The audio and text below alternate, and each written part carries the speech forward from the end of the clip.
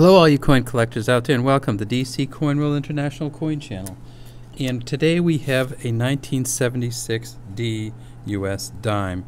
And as you can see, it's been in circulation a lot. And of course that makes sense because we're talking about almost 44 years ago that this came out.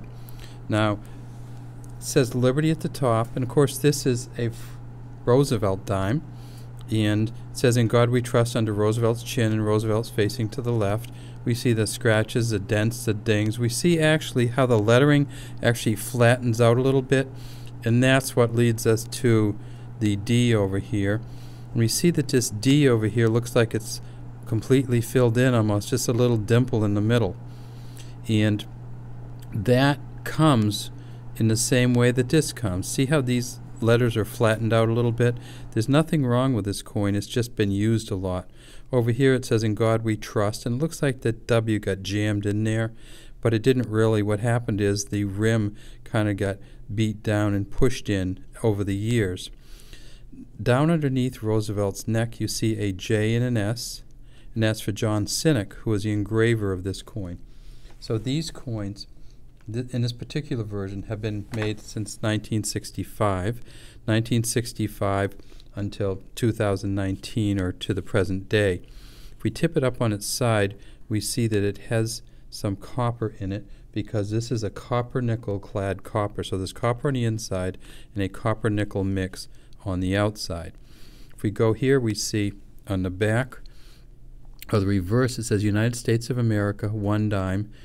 Here, kind of broken up letters, we see E pluribus unum. And look at the us. The US there is almost completely rubbed off.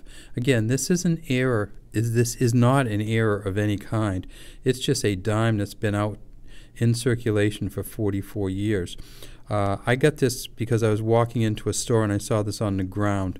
So this has been outside, it's been inside, it's been on the ground, it's been in a cash register, I'm assuming, and it's just been around. And that's what happens to these particular dimes. Now, they made about 700 million of this dime here, the D, 695,222,000.